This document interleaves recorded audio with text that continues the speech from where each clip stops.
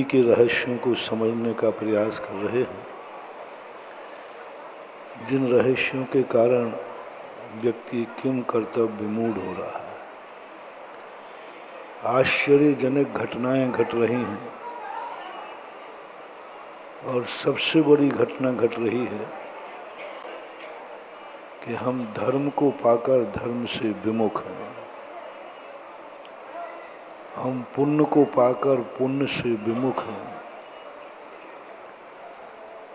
हम सूर्य के प्रकाश को पाने के बाद भी अंधकार में हैं। न जाने कितनी चीजें हमारे पास हैं, लेकिन हम उन सब से विमुख हैं। मैं स्वयं उन सबका मालिक हूँ, लेकिन वो मलकियत नहीं बन पा रहे।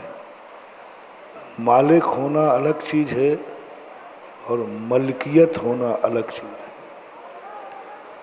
बहुत बार व्यक्ति मालिक होता है, लेकिन उसे मलकियत नहीं मिलती। मालिक हैं आप, आपका मकान है, आप मालिक हैं, रजिस्ट्री आपके नाम है, लेकिन कब्जा दूसरे का होने से मलकियत नहीं है। उस मलकियत का आनंद नहीं आ पा रहा है। मालिक तो आप हैं। सामने वाला भी कह रहा है आप मालिक हैं, लेकिन आप इस मकान के उपभोक्ता नहीं बन सकते, क्योंकि किराएदार जबरदस्त है और किराएदार को इतना लंबा समय मिल गया है कि वो कहता है कि अब तो मैं मालिक ही जैसा बन गया। लंबे समय तक किसी किराएदार को रखना यानी खतरा है। कोर्ट भी सोचेगा साहब हमारी 3 पीढ़ियां हो गई इसी मकान में रहते, तो कोर्ट भी कहेगा अब कहाँ जाए। एक भिखारी था, एक सेठ की हवेली के सामने भीख मांगता था प्रतिदिन। सेठ जी ने कहा बैठ जा भाई, यहाँ बहुत सारे लोग आते हैं। सेठ जी मर गए। उनके बच्चे ने कहा कि भाई तू यहाँ से हट, हमारे लिए इसका विस्तार करना है। और प्रतिदिन एक कलदार मिलता था। सेठ जी जब निकलते थे तो एक कलदार भिखारी को देते थे। बच्चे ने देना बंद कर दिया, भिखारी ने कोर्ट केस कर दिया। बोले हम बाप दादों से यहाँ बैठते आए हैं और हम 1 रुपये की भीख कम मांगते थे, क्योंकि हमें 1 रुपया यहाँ से मिलता था।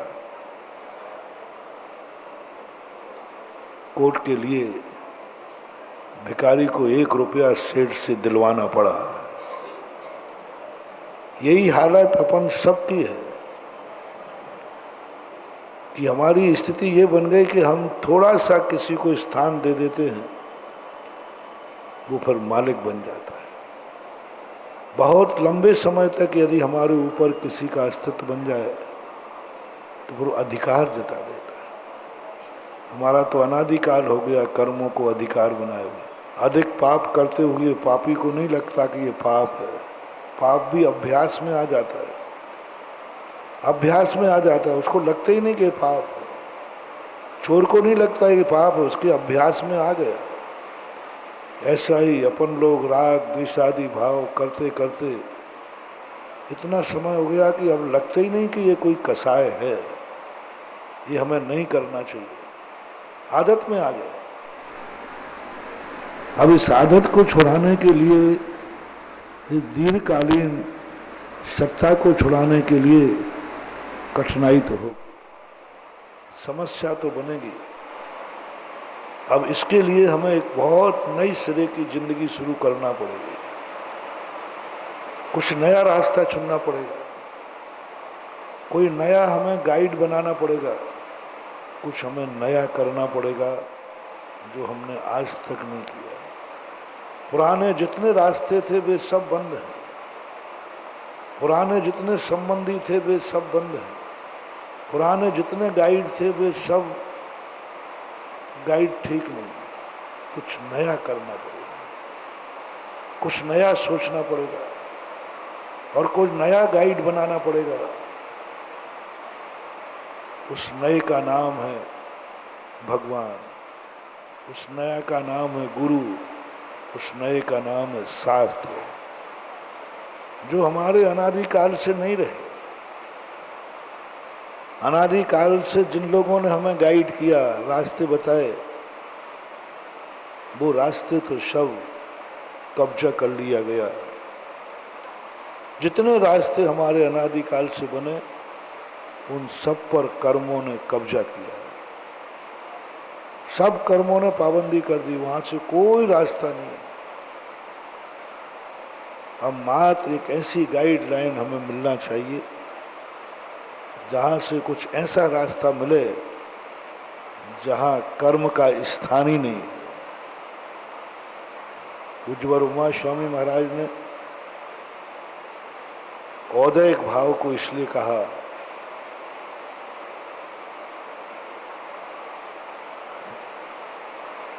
औदैहिक भाव को उन्होंने कहा कि जब तक तुम्हारा औदैहिक भाव है, जो वस्तुएं तुम्हें कर्म के अधीन मिलती हैं, जो वस्तुएं तुम्हें कर्म के अधीन मिलती हैं, इन पर भरोसा मत करना,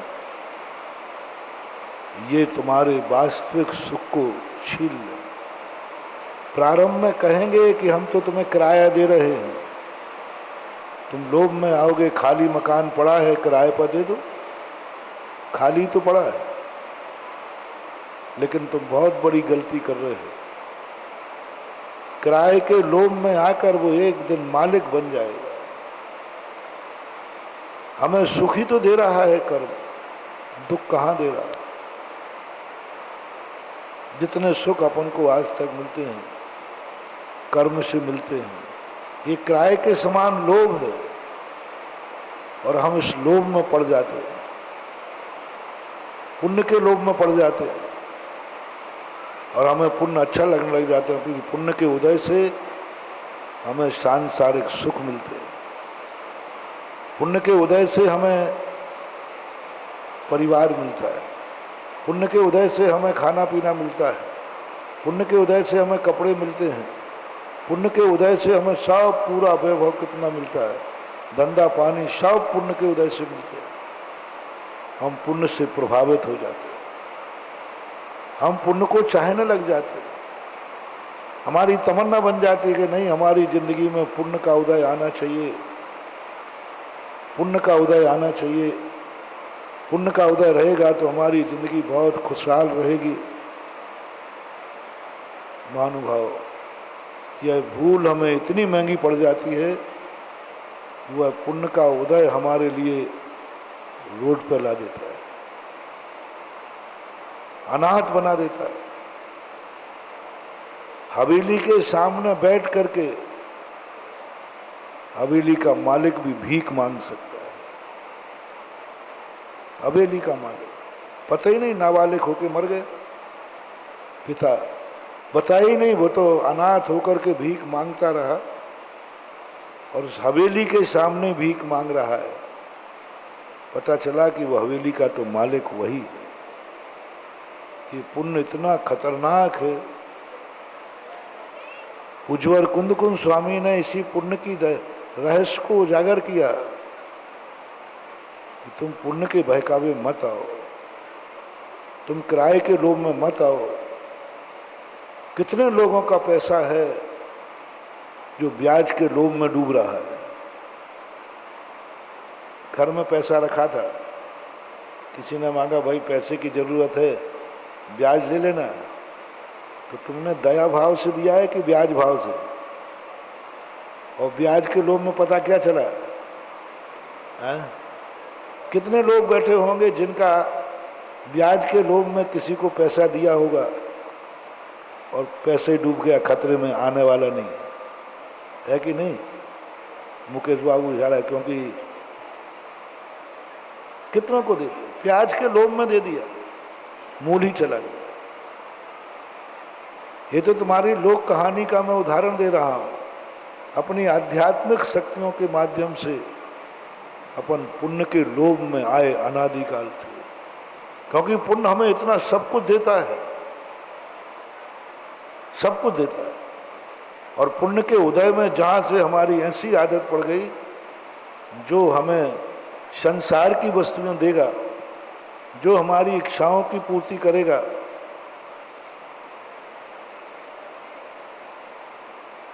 वही मेरा चहेता होगा।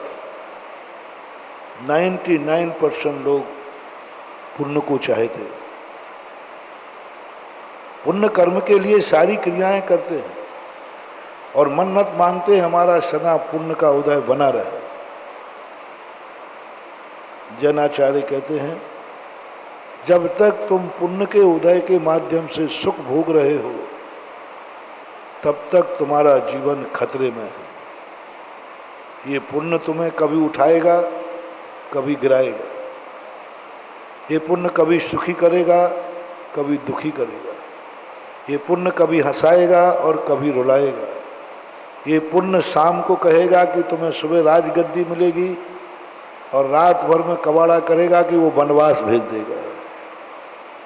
ये दो खतरनाक चीजें, दोनों ये पुण्य और पाप। इसलिए पंडित जी साहब ने लिखा ना, पुण्य पाप मिल दो ये पायन वेड़ी डाली। ये पुण्य पाप के चक्कर में हमारा आत्मा का स्वरूप हम खो रहे हैं। पुण्य और पाप हमें भ्रमित कर रहे हैं। पाप हमें डराता है, पुण्य हमें लुभाता है।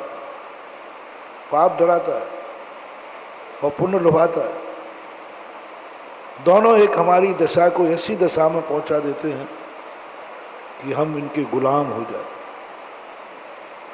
पुण्य और ये पुण्य तो सबसे ज़्यादा, पाप कर्म इतना खतरनाक नहीं है जितना पुण्य का उदय खतरनाक है। जितनों की दुर्गति हुई पुण्य कर्म के उदय से हुई। नरकों में जितने जीव जाते हैं सब पुण्य कर्म के उदय वाले जाते हैं। जिनका जितना ज़्यादा पुण्य होगा उन्हीं को सबसे ज़्यादा नरक के दरवाजे खुलते हैं, पुण्यहीन को नहीं। जिनके पुण्य कर्म का उदय नहीं है वे नरक नहीं जाते। जिनके जीवन में बहुत पुण्य का उदय है, इतना पुण्य का उदय है कि जिस माटी को छुए सोना होता है, चारों तरफ से फव्वारा है, कहीं से कोई कमी नहीं है, ये सब नरकों में मिलेंगे। ये सब नरकों में मिलेंगे 100%। ये खोज पूज्यवर उमा स्वामी महाराज ने तत्वार्थ सूत्र में खोज के बताया, वह आरंभ परिग्रहत्वम नारकस्य। बहुत परिग्रह किसके पास होगा? पुण्य के पास, रावण के पास। संसार का सबसे बड़े पुण्य का उदय रावण का था, सबसे बड़ा पुण्य। उस समय उतना पुण्य का उदय किसी का नहीं था। कर्म प्रकृति की अपेक्षा देखना, पुण्य का उदय है इसलिए वो पुण्यात्मा है, ये नहीं कह रहा हूँ, मैंने पहले ही कह दिया। मालिक होना अलग है और मलकियत होना, पुण्य का उदय होना अलग है और पुण्यात्मा होना अलग है। पुण्यात्मा नहीं है रावण, पुण्यात्मा नहीं है, लेकिन पुण्य का उदय है। संसार में सबसे ज़्यादा पुण्य का उदय रावण का था, सब तरफ से। सोने की लंका थी, शक्ति अक्रूप थी, विद्याएं सिद्ध थी, जिस मंत्र की माला उठा दे सारे देवता खड़े हो जाते थे, इतना पुण्य का उदय था। बस नरक ऐसे ही पुण्य के उदय जिनके होते हैं उनके लिए बनाया गया। नरक पाप कर्म के उदय वालों को नहीं बनाया गया। अभी उदय का प्रसंग लेना, बहुत खतरे भाई झंडी लहरा रहा हूं आज, बहुत खतरे वाले। पहले तो भेद करना पुण्य का उदय और पाप का उदय, पुण्यात्मा और पापात्मा, इन दोनों का संबंध जोड़ो। संसार में जिनके पुण्य का उदय होता है वे सबसे ज्यादा पापात्माएं होती हैं। जैन दर्शन की खोज, पुण्य के उदय में पापी। मैंने पहले ही कहा था, धर्म कर रहा हूं लेकिन धर्मात्मा नहीं हूं। मुनि बना हूं लेकिन मुनिपना नहीं है। धर्म को स्वीकार कर रहा हूं लेकिन धर्मात्मा नहीं हूं। ये सबसे ज्यादा अभी विगत एक हफ्ते से यही प्रसंग चल रहा है। जिनके पास धर्म नहीं है उनकी बात नहीं कर रहा हूं, जिनके पास धर्म है, उच्च कुल है, जैन कुल है, सब कुछ है, लेकिन जैनी नहीं है। जैनी नहीं, जैन कुल है, जैन जाति है, जैन लिखते हो लेकिन जैनी नहीं हो। तुम जैन हो लेकिन जैनी नहीं हो। जैन में और जैनी में कितना अंतर है? जितना धन में और धनी में अंतर है। धन है लेकिन धनी नहीं है। धन है लेकिन बैंक मैनेजर, धन है कि नहीं, लेकिन धनी। धन है बैंक मैनेजर के पास, कितना धन है गिनती नहीं है, लेकिन वो धनी नहीं। गाड़ी है लेकिन गाड़ी का मालिक नहीं है। गाड़ी वही है, 4 करोड़ की मर्सिडीज है, लेकिन ड्राइवर है। 4 करोड़ की गाड़ी में बैठ करके भी उसे नौकर की अनुभूति हो रही है, मालिक की नहीं। स्टीयरिंग उसके हाथ में है, मालिक की जिंदगी भी उसके हाथ में है। क्या पागलपन है तुम लोगों में, समझ में नहीं आता मुझे। बताओ, 4 करोड़ 10 करोड़ की मर्सिडीज गाड़ी लेकर के, इतने बड़े मालिक होकर के, तुम्हारी जिंदगी किसके हाथ में? वो ड्राइवर कितने रुपया का है? 10,000 15,000। है ना? तुम इतने बड़े मालिक होकर तुम्हारी जिंदगी की भागदौड़ ड्राइवर के हाथ में, उसका दिमाग खराब हो जाए, कहीं ठोक दे, वह ले सामने पड़ जाओ। ड्राइवर का क्या गया, उसका तो 10,000 का व्यक्ति था, लेकिन तुम्हें अहंकार, देखा मेरा ड्राइवर। अरे मूर्ख, ड्राइवर नहीं है, तेरी जिंदगी इतनी सख्ती है कि 10,000 वाला व्यक्ति मिटा सकता है। इसलिए महावीर स्वामी ने कहा, गाड़ी के मालिक मत बनना, तुम खुद अपने पैरों से चलो। स्वयं की गाड़ी, स्वयं ड्राइवर और स्वयं चलती 11 नंबर की गाड़ी है। देखो कौन मालिक है, तुम मालिक के मैं मालिक। तुम मालिक का मात अहंकार कर रहे हो। थोड़ा दूर दृष्टि से सोचना, तुम्हारी जिंदगी वो 10,000 रुपए के ड्राइवर के हाथ में है। तुम्हारा जीवन जो चाहे सो कर डाले। तुम्हारी जिंदगी कितनी है? 5,000 की रोटी बनाने वाली रसोई के हाथ में है, रसोईयन है। कितने रुपये की है रसोईयन? 5,000। वो चाहे तो पूरे घर को मार डाले। जितने राजा महाराजा मरे सब रसोइयों के द्वारा मरे। तुम्हारी रोटी, बनो सेठ, बनो हम सेठ हैं, हम कोई काम, पानी का गिलास भी नहीं उठाते, रोटी नहीं बनाते, हमारे यहाँ सब नौकर लगे हैं। हाँ मूर्ख, तेरी कीमत पता चल रही है? तेरी जिंदगी की कीमत है उस रसोईयन के हाथ में। वो चाहे तो एक पुड़िया मिला दे, तेरी जिंदगी खत्म कर दे। और होता है हुए जितने राजा महाराजाओं के इतिहास देखो। दुश्मन ने रसोइयों को कब्जे में किया, तुम 5,000 दिए तो उसने 10,000 दिए, बोले पुड़िया डाल देना, वो डाल दे। और हम अहंकार में हैं, हम बड़े आदमी। कहाँ हैं बड़े आदमी?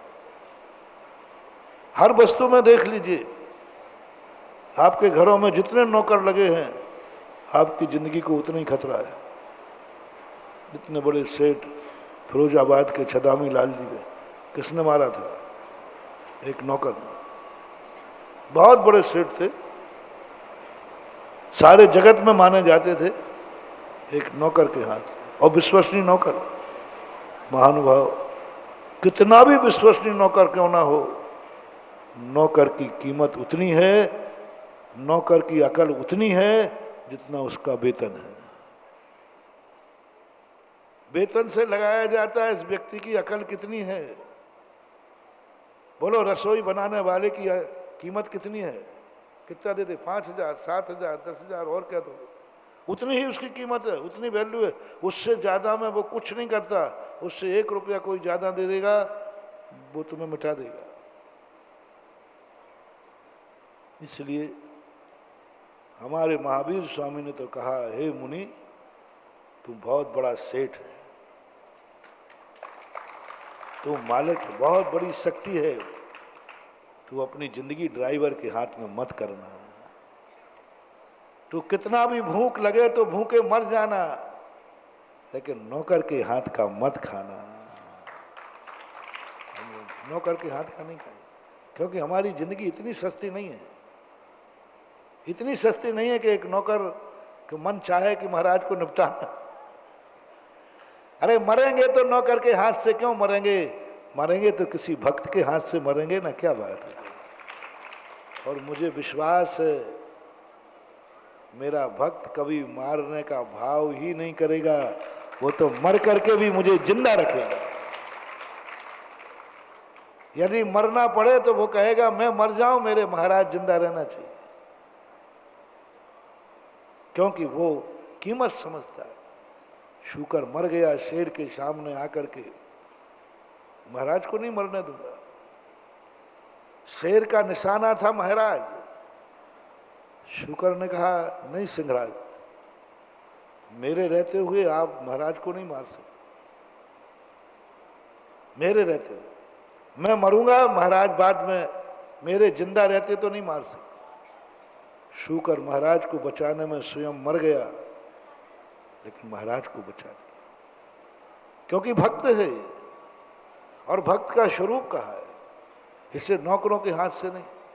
यदि तुम्हारे अंदर यही पुण्य हमारे लिए घातक बनता है, जिस पुण्य से हमारे प्राण चले जाएं, जिस पुण्य के उदय से हमारी जिंदगी खत्म हो जाए, महानुभाव, इसको पुण्य मत मानना, ये बहुत बड़ी खतरे की झंडी है।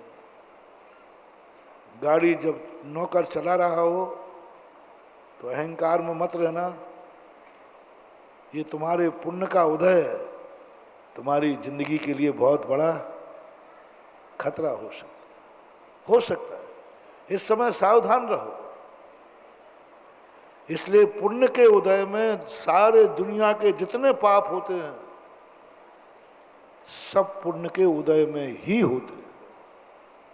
पुण्य के उदय, एक भी पाप कर्म के उदय में नहीं होता, वो कर ही नहीं पाएगा पाप कर्म का उदय।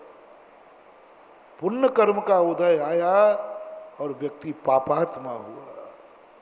मैं इस आश्चर्य को बता रहा हूं, उदय पुण्य का है और आत्मा को पुण्यात्मा बनना चाहिए था, लेकिन आत्मा क्या बन गई, पाप।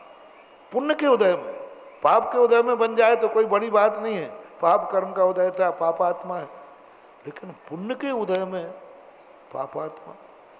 रावण का चरम पुण्य का उदय और जगत में उसकी प्रसिद्धि पापात्मा के नाम से। बोलो, रावण पापात्मा के नाम से जाना जाता कि पुण्यात्मा के नाम से? पुण्यात्मा के नाम से नहीं जानते। और मैंने पहले ही कह दिया, संसार का सबसे ज्यादा पुण्य का उदय उस समय रावण का था, फिर भी पापात्मा। ये बहुत बड़ी आश्चर्य की बात। इसलिए जैनाचार्यों ने सचेत किया, जब जब तुम्हारी ऐसा लगे कि मेरा ये सुख पुण्य के अधीन है, मेरे पुण्य का उदय आ जाए, महानुभाव भूल कर रहे हो, आप बहुत बड़ी चूक कर रहे हो, धोखा खा जाओगे। ये पुण्य तुम्हें ऐसा ठगाएगा कि ये स्वर्ग भेज देगा और वहां से सीधा एक इंद्री बना देगा। जुआड़ी जिंदगी भर सुखी नहीं रह सकता। इसी प्रकार पुण्य कर्म के उदय में कोई व्यक्ति पूरी जिंदगी भर सुखी रह ही नहीं सकते। आज तक का इतिहास है, कोई भी जीव पुण्य कर्म के उदय से जिंदगी भर सुखी नहीं रहा। यदि रहा तो मरने के बाद दुर्गति कहा, जैसे चक्रवर्ती। पुण्य का उदय था, जो चक्रवर्ती जिंदगी भर सुखी रहे, वे दोनों चक्रवर्ती नरक में पड़े, नरक में पड़े। राजगद्दी तुम्हारी जिंदगी में कभी नहीं छीन पाओ। जिंदगी में तुम्हारे कभी भी किसी प्रकार धन का अभाव नहीं हो पाए और तुम्हारे नाम से सारी मलकियत है। महानुभाव, मत गलती कर देना, मरने के पहले खाली हाथ होके मरना। कोई पदों पे नहीं मरना, कोई गद्दी पे मत मरना। अपनी खुद की संपत्ति तुम्हारे नाम न रह जाए, मरने के पहले छोड़ो। बिल्कुल बनाओ फक्कड़, कुछ भी नहीं बचा मेरे पास। यदि जितना जितना तुम्हारे नाम पर है और उस समय मरे तो तपेश्वरी से राजेश्वरी और राजेश्वरी से नरकेश्वरी। पुण्य के उदय की वस्तु को त्यागना है बस। पाप के उदय की बस चर्चा अभी नहीं कर रहा हूं मैं 5-7 दिन से। पुण्य कर्म के उदय से त्यागी वह नहीं है जो पाप कर्म के उदय की त्याग वस्तु को त्यागता है। त्यागी वह है जो पुण्य से मिली हुई वस्तु का त्याग करता है। पुण्य से मिली हुई वस्तु का। आप मुनिराज को बोलो, मुनि दीक्षा होती है। मुनि महाराज पाप से मिली हुई वस्तु का त्याग करते हैं कि पुण्य कर्म के उदय से मिली हुई वस्तु का त्याग करते हैं? पूरे पुण्य की वस्तु। परिवार पुण्य के उदय से कि पाप के उदय से? जल्दी बोलते जाओ। पुण्य के उदय से। पुण्य के उदय से मिला हुआ परिवार छोड़ता है, पुण्य के उदय से। पाप कर्म के उदय से कुछ भी नहीं छोड़ा। एक दीक्षा होती नहीं, मैंने दीक्षा में देखा। पापों का तो त्याग तो कराया गया, लेकिन अशुभ कर्म के उदय से जो चीज मिली है उसका त्याग नहीं होता कि तुम्हें अशुभ कर्म के उदय से ये चीज मिली है, इसका तुम त्याग करो। मैंने पूरी लिस्ट बनाई कि दीक्षा में किन किन चीजों का त्याग कराया जाता है, किन किन चीजों का। मुझे एक भी चीज, आप भी सोचना, आप भी सोचना, दिमाग लगाना। दीक्षा लेते समय मुनिराज ऐसी कौन सी वस्तु त्यागते हैं जो अशुभ कर्म के उदय से मिलती है? कुंतु कुमार, लगाओ दिमाग चलाओ, स्वाध्याय करते हो।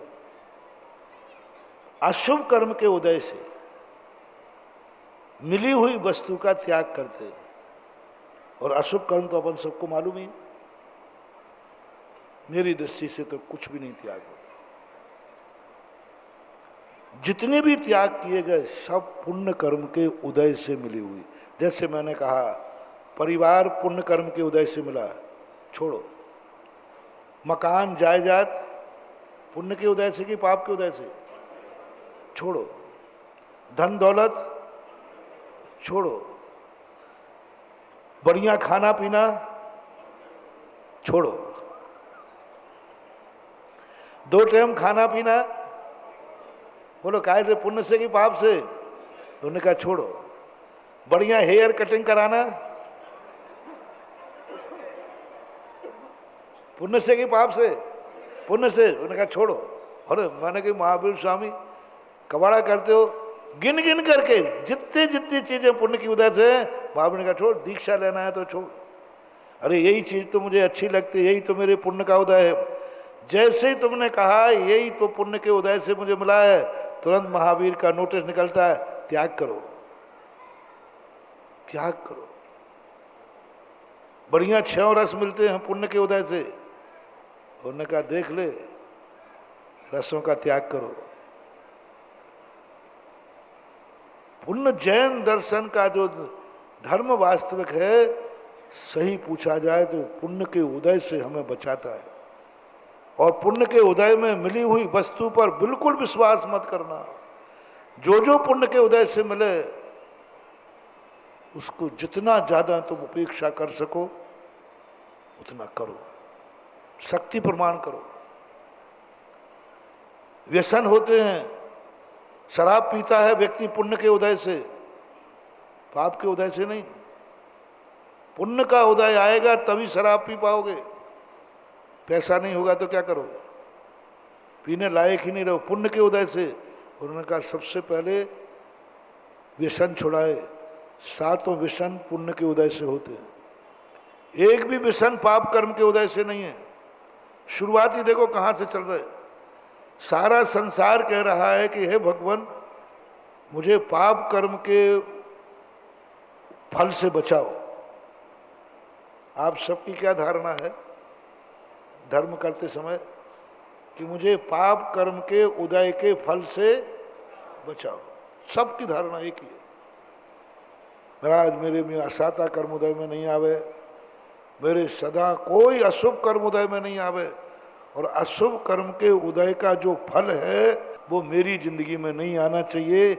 ये सारी भावना लेकर मंदिर आए हो, यहाँ प्रवचन सुनने आए हो, जैनी बने हो, नमोकार मंत्र पढ़ रहे हो, सब 99.99 एक ही भाव है, मुझे अशुभ कर्म के उदय के फल से बचाओ। बोलो कुछ गलत तो नहीं है? बोलो क्या चाह रहे हो? एक ही भावना, मेरी जिंदगी में अशुभ कर्म का उदय ना आवे, और अशुभ कर्म के उदय का जो फल है उससे तो तुम्हारी रूह कांपती है। नहीं महाराज, बस गुरुदेव एक आशीर्वाद दो, मेरी जिंदगी में कभी अशुभ कर्म आवे ही नहीं। और मैंने पूरा जैन धर्म उठा के देख लिया, अशुभ कर्म से बचने का कोई उपाय बताया ही नहीं। जो बताया है वो सब थोड़ा ऊपर तुम्हें टिंचर लगाने जैसे, तुम्हें बहलाने के लिए बताया है थोड़ा वो, लेकिन वो है ही नहीं, सही नहीं है। अशुभ कर्म के उदय की कोई व्याख्या नहीं है। मैंने सप्तविशन से त्याग करने का देखा, अष्टमूल से देखा, अष्टमूल गुण धारण करना है, वहाँ भी पाप का त्याग नहीं, पुण्य के उदय से व्यक्ति मांसाहारी होता है।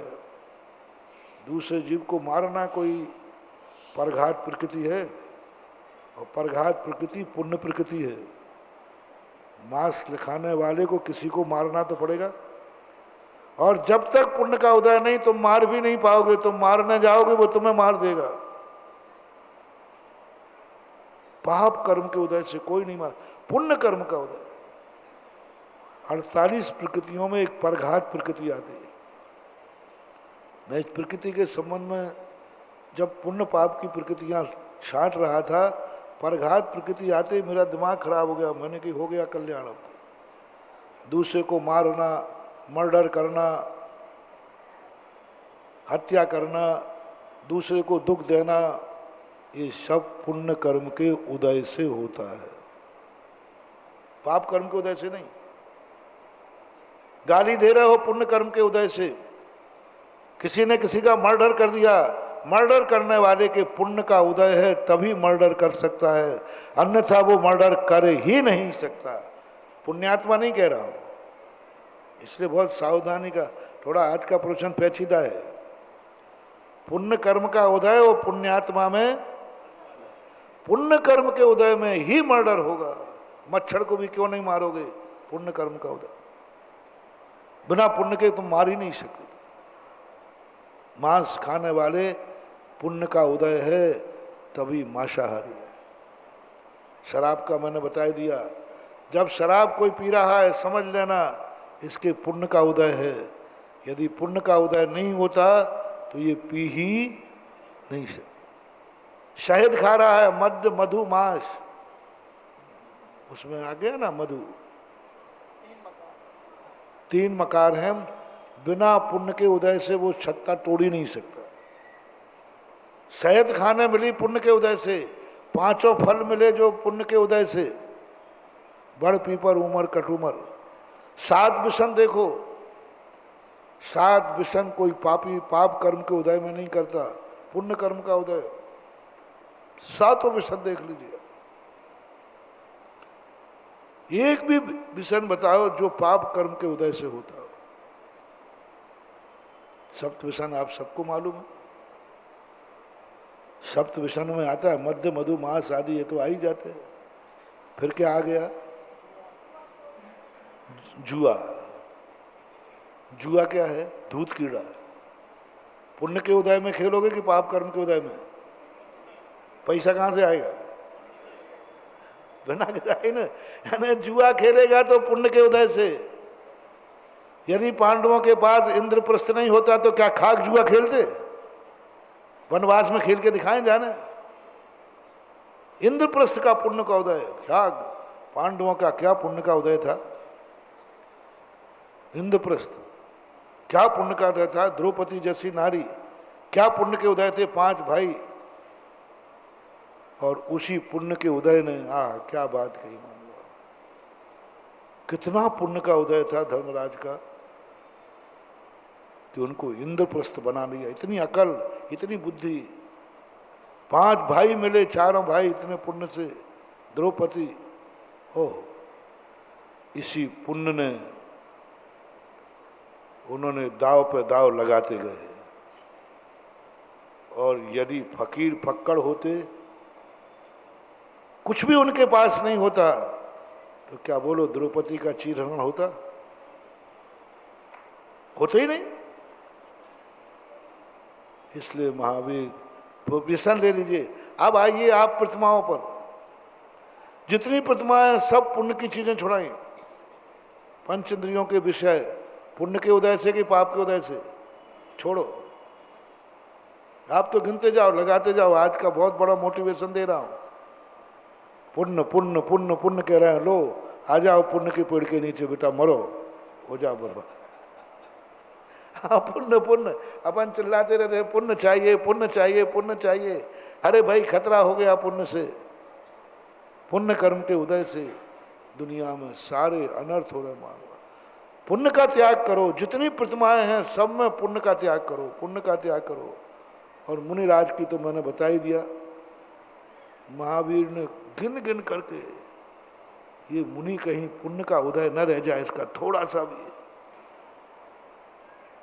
थोड़ा बहुत बचा था एक टाइम खाने लायक, थोड़ा सा पुण्य छोड़ा था महावीर ने। चल एक टाइम के खाने लायक पुण्य रहेगा। ओहो, उसी पे 32 संतराए रख दिए। अब क्या भोजन करूं कि 24 घंटे? भोजन करते करते भोजन का स्वाद नहीं आ रहा है, बस डर एक ही लग रहा है कब भालचंद आ जाए, मुंह का गिलास बाहर हो जाए। यानी थोड़ा बहुत पुण्य भोगने का मौका दिया भी तो सिर पर तलवार लटका दी। वही बकरी वाली बात। बकरी वाली बात, बादशाह ने कहा खूब खा ले।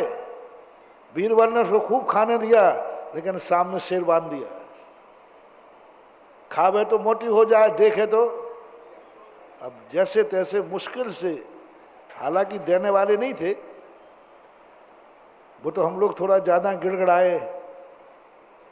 हीन संगन वालों पर थोड़ी दया आ गई उनको, नहीं तो महावीर स्वामी का दयालु धर्म नहीं है। वो तो कहते हैं सही तो यही है, बाहुबली बन के बैठ, सबको छोड़ने के बाद भी आहार की इच्छा कर रहा है। लेकिन थोड़ी बहुत दया आई कि चलो कोई बात नहीं, एक टाइम भोजन कर लेना। ओह, चलो थोड़ा पुण्य भोगने, लेकिन तलवार क्या लटका दी? 40 दोष। अब क्या करें? अब 40 दोषों से रहित आहार मिलना बहुत कठिन है। 40 दोषों से जब वर्णन पढ़ता हूँ शास्त्रों में, तो मैंने कही भगवान सीधी कह दोगे तू तो मर, मुनि दीक्षा लेके खाने की क्यों कह रहा हो? 40 दोष बता दिए ऐसे बड़े, ये नहीं खाना, ये नहीं लेना, ये नहीं लेना, ये नहीं लेना। और 40 दोष इतने गजब के हैं। मूलाचार में पढ़ने के बाद 40 दोष को देखकर तो ऐसा लगता है कि भगवान अब ये और मना ही कर दो आप, ठीक है अब जो कुछ है सो। ऐसी बारीकी, क्रीत नहीं, दूसरे का नहीं, धूम दोष। और ये क्या क्या दोषों का वर्णन किया, खाने की इच्छा खत्म हो जाती, इच्छा ही नहीं होती खाने की। जैसे तैसे फिर भी मन मार के थोड़ा शरीर के प्रति राग है, तो 40 शर्तें तो अलग लगाई। चलो 40 दोष टाल करके पड़गान हो गया, आहार भी मिल गया, गृहस्थ भी ठीक मिला, उच्च कुलीन था। चलो आगरा में आने से इतना तो हो गया।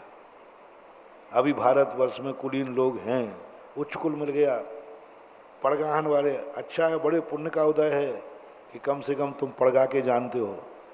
वही पुण्य का उदय ऋषभ देव का नहीं था, अपना है। ऋषभ देव का ये पुण्य का उदय नहीं था। 7 महीने 8 दिन तक कोई ने पड़गाया ही नहीं, पड़गाहन विधि नहीं जानती। तो पड़गाने वाले मिल जाए तो ये भी किसका उदय है? तो आदिनाथ का वो पुण्य का उदय नहीं था, अपना देखो। हाँ, थोड़ा अहंकार कर ले और कर ले थोड़ा सा। हाँ, पुण्य का उदय, पड़गाहन वाले मिल जाए, पुण्य का उदय। मिल गए पड़गाहने वाले, मिल गए। भोजन शुद्ध मिल जाए, ये और पुण्य का उदय। चलो भोजन शुद्ध का मिल गया, मन शुद्धि, वचन शुद्धि, काया शुद्धि, आहार जल, ये भी मुश्किल है, पुण्य का उदय है। देने वाला दे रहा है, हमें भी लेने का भाव हो रहा है। अब तो शांति से खा लूं, अब तो शांति से खा लूंगा। इतनी शर्तें पार करके आए, इतनी मेहनत करके इतने पुण्य का उदय आए, तो भगवान अब तो शांति से खा लूं पेट भर के। उन्होंने कहा नहीं, ऊपर देख थोड़ा, 32 अंतराय। ये तलवार ऐसी है महानुभाव, मुंह का ग्रास निकलवा लेती है।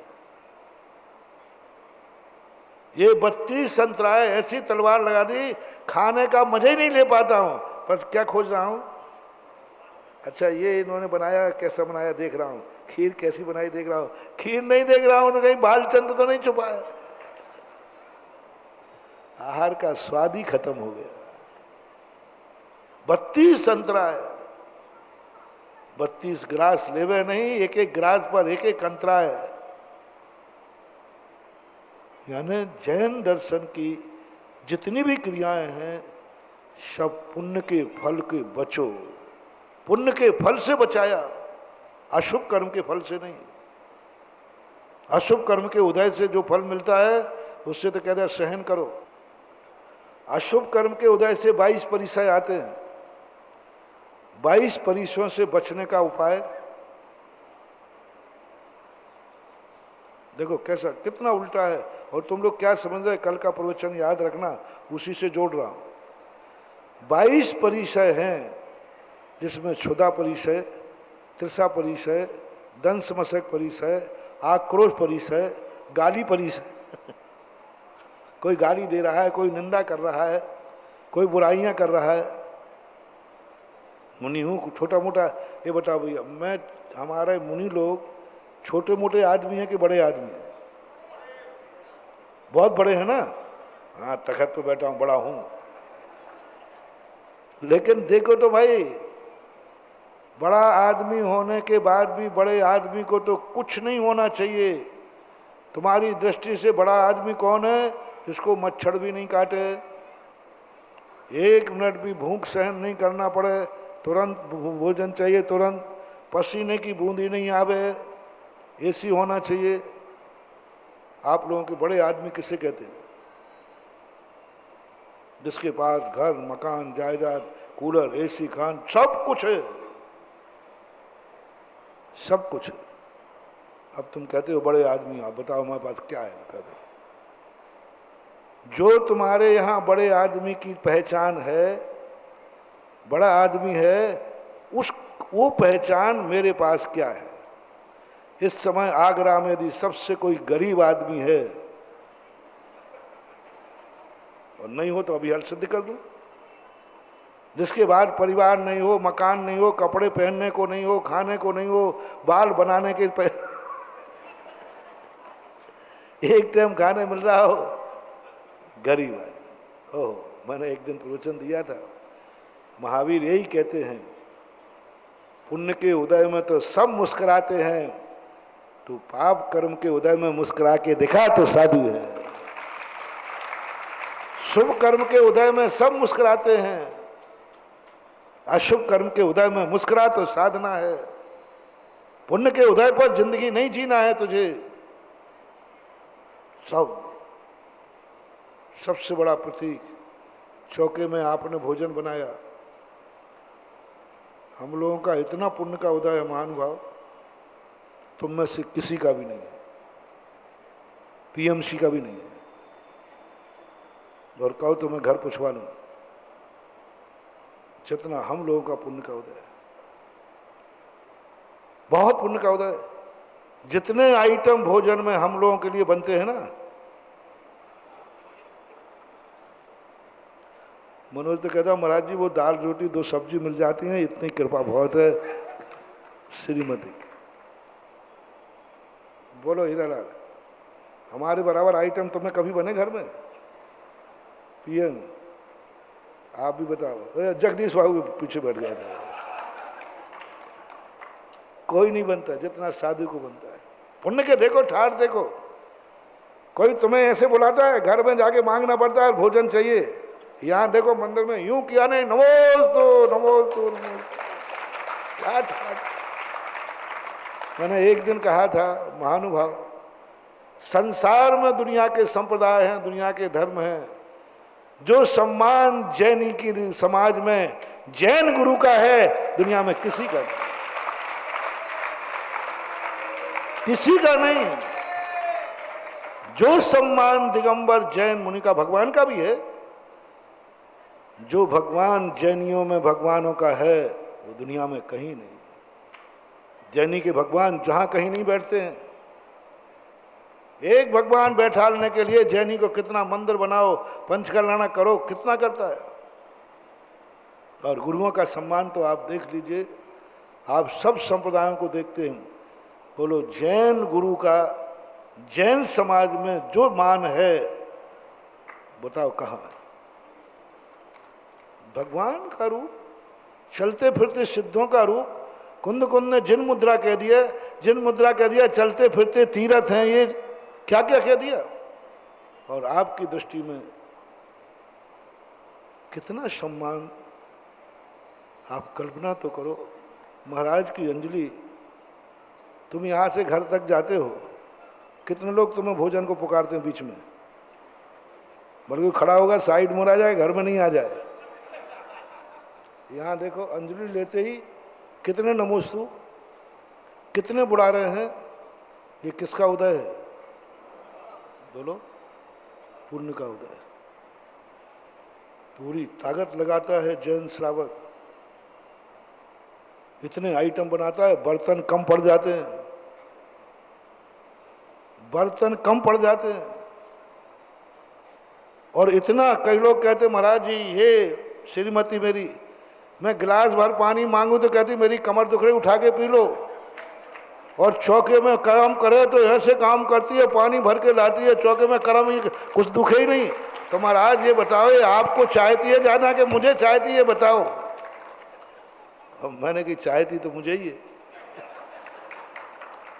क्यों? तुम तो संसार के संबंध है, ये तो परमार्थ का संबंध है। हमारा जैन श्रावक और श्राविका, बोलो अच्छे श्रावक, खोटे नहीं, बदमाश नहीं। यदि निर्णय मिले कि तुम परिवार को चाहोगी या महाराज 2 में से एक को चाहना है, सम्यक दृष्टि जैन और जैन श्राविका किस पर वोट डाल देगी?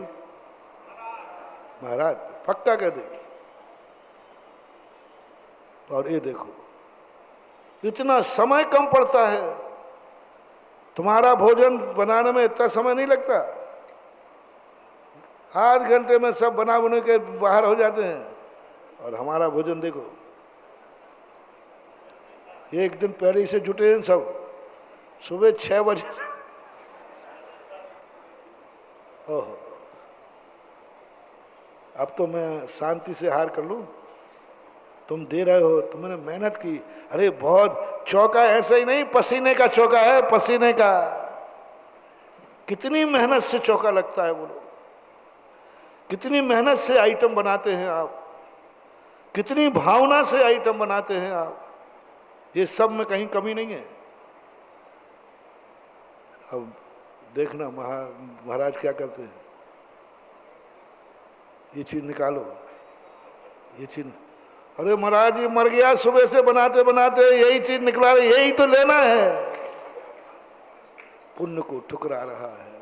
कैसा है जैन दर्शन, आई हुई थाली सामने दे रहा है, देने पर अभाग्य मानेगा, मजबूरी में नहीं दे रहे हो।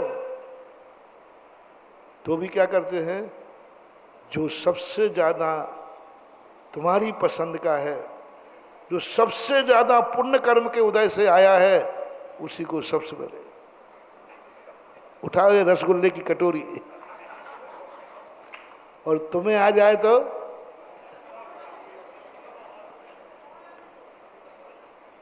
देखो, थोड़ी सी शेयर करना चाहूँगा। बारात में यदि तुम जाते हो, कोई बीमारी नहीं है, बीमारी की बात नहीं कह रहा हूँ, एक और रोटी रखी है, एक और पूड़ी रखी है, और एक मिठाई, सब आइटम रखे हैं, तो तुम किससे ज़्यादा पेट भरना प्रयास करोगे? कह दो, धीरे से कह दो, कोई बात नहीं बताइए। तो सबसे महंगा आइटम होगा, सबसे महंगा आइटम होगा, और कहोगे आज मजा आ गया। ओहो, अब आइए हमारों की तरफ। जब पेट भरने की बात आएगी तो सबसे महंगा आइटम जो होगा उसको उठा देगा, और सबसे सस्ता आइटम होगा उससे पेट भर लेगा। ले तप बड़ा बन हेतु नहीं तन, पोस दे तज रसन का। आज आचार्य महाराज का संसार में सबसे यदि कोई गरीब का भोजन है तो पूज्य गुरुदेव आचार्य विद्यासागर महाराज। ऐसा भोजन मैंने भिखारी का भी नहीं देखा। कितना भी गरीब हो, मेरे पूज्य गुरुदेव की अंजलि में जो भोजन है उससे गया बीता नहीं होगा। कुछ हो ना हो, नमक तो बोला ना, कुछ हो या ना हो, नमक की ढेली तो होगी। कुछ ना हो, वहां तो कुछ भी नहीं है। क्या है? क्या देने वाले नहीं है?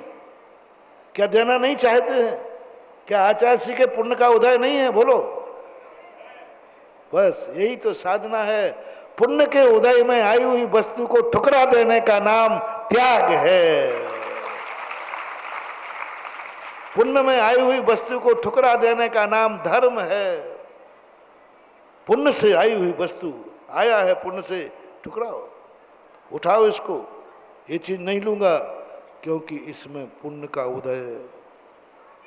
आपकी भाषा में कहूं तो सबसे ज्यादा कंजूस यदि कोई होता है, पुण्य को बचाता है और अशुभ को चलाता है। पुण्य बचाता है क्योंकि जितनी महंगी वस्तु खाएंगे पुण्य का क्षय होगा। बिल बनता है, यहाँ भी पुण्य का बिल बनता है। साधु कहता हमें पुण्य खर्च नहीं करना, खाने पीने में पुण्य खर्च नहीं करना, हमें पुण्य इतना जोड़ना है, इतना जोड़ना है, इस पुण्य फला अरहंता, मुझे अरहंत बनना है, अरहंत बनना है। इन खाने पीने में पुण्य खर्च कर दूंगा तो पर अरहंत बनने के लिए क्या बनेगा? जैसे कंजूस आदमी अपने पैसे को खर्च नहीं करता, साधु भी पुण्य को खर्च नहीं करता, पुण्य के उदय में आई हुई वस्तु को ठुकरा देता है। अब कौन कितना ठुकरा पाएगा? कौन कितना ठुकरा पाता है? अपने अपने नंबर तय कर लो, तुम कितना पुण्य ठुकरा पा रहे हो। पुण्य, बस कितने पुण्य के उदय से बचना चाह रहे हो। और पाप कर्म के उदय से तो मैंने पहले ही कह दिया, कल भी कहा था, उम्मीद मत करना कि धर्म तुम्हें अशुभ कर्म से बचा देगा। बचा देगा लेकिन वो धर्म नहीं होगा, धर्म नहीं होगा। और आप लोगों की ये आदत बनी हुई है, हमें वो धर्म बताओ महाराज, वो माला बताओ, वो कार्य बताओ जिससे मेरे अशुभ कर्म के उदय में मिलने वाला फल मेरी जिंदगी में ना आवे। और तुम्हारी एक ही कामना है, मंदिर भी आ रहे हो, यहाँ से क्या मिलेगा? इसलिए कल मैंने कहा था, मंदिर आ रहे हो, धर्मात्मा बन रहे हो, कष्ट आएंगे। कष्ट आएंगे, दुख आएंगे, अशुभ कर्म का बहुत उदय आएगा। जो मैंने कहा, आज तक किसी शास्त्र में मुझे 22 परिचय से बचने का कोई उपाय नहीं मिला।